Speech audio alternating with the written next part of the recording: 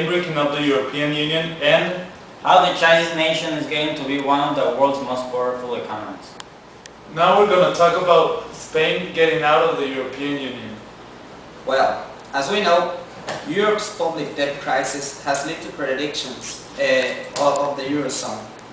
One of the countries that is causing a really controversy in Europe is Spain, that is suffering from 20% of unemployment, has an ongoing recession, and a deficit in the GDP of an 11%. Many analyses are arguing that the only way for solving this problem to Spain is to getting out from the Eurozone and reintroducing their past currency that were the pesetas. But if Spain attempts to introduce their own currency in the market, it will find itself in the mother of all the financial crises because of the new currency plummeted on world markets. Besides expulsion by other members is created by Euro's new Lisbon Treaty, the history of currency shows us that they are held together by economic grounds, but on political ones. Let's take the US for example. They took a century and many financial crises to introduce the dollar as a single currency. And that process was ultimately driven to create a stronger union between all the states. This same process is happening all over Europe. This crisis in Greece and Spain is forcing an Eurozone-wide political control. Now France and Germany are negotiating to coordinate economic politics to reduce future strains. This process is going to be rough, but I think that breakup is not much. Now we're going to talk about China's dream. Every week, a new book title announces something related to the irresistible tilt of the East. The headlines of the mainstream media, such as the Financial Times and the Wall Street Journal, are rigged by the narrative of China taking over the world. This could be called as the emergence of Chimerica, because China is progressing in a way that it can be compared with the United States of America. Last month, China overtook Japan as the second largest economy after the US, who occupies the first place of the world.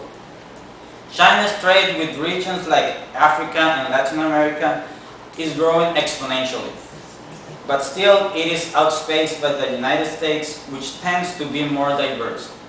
In Asia, China is now the dominant trading partner, yet the flows are mainly in low-end goods, while the US dominates higher up the food chain.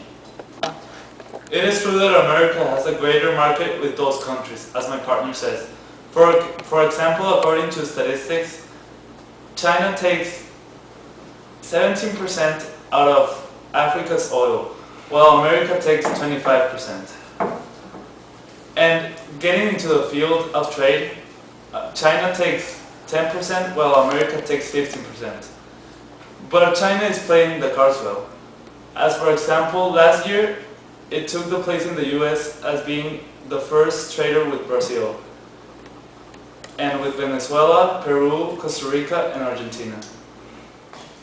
So, returning to the topic, what do you think, Rafael, about the Chinese nation getting to be one of the world's most powerful economies? Well, first of all, I agree with what you say about that China has developed in a way that other countries couldn't, because I think it did it faster than anyone else.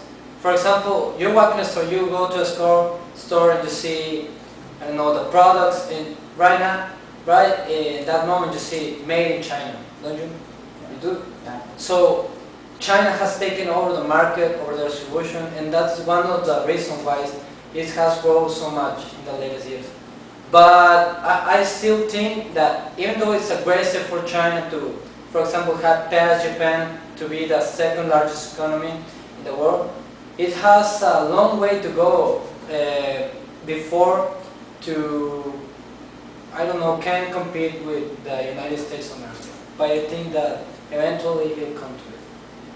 Yeah. So I wanted to ask you, what do you think about Spain? Spain. Well, Spain could recover from its crisis by returning to its old currency and leaving the euro. But starting with a new currency is not very easy. In fact, it could take several years or even decades for the economy of that country to stabilize. We have as an example the United States, who took more than 100 years and suffered of several crises to install the dollar into their currency. So I think that Spain should search for another solution instead of leaving the euro. You know, you're talking about Spain and you're talking about China, and I noticed that these two countries are, well, they have a lot of potential for growing their economy. And I think like that, for example, China, the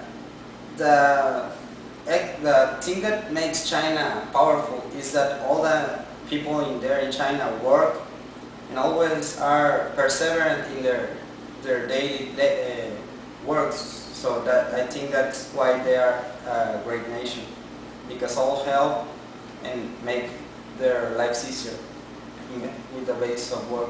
You know, sure. Yeah, I think that like there are two countries with a lot of history, a lot of culture, and for example with China, like you said, they work a lot. So we see the fruits of their work.